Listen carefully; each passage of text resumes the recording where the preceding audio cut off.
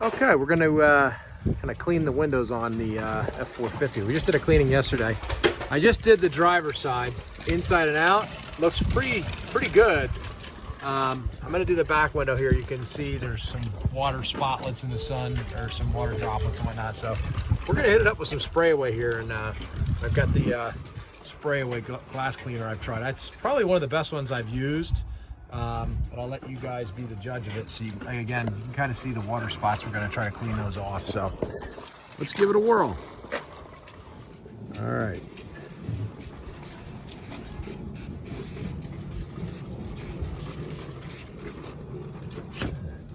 What I normally do is I spray it, and I use a just a regular rag first to wipe it off, and then I come in with a microfiber afterwards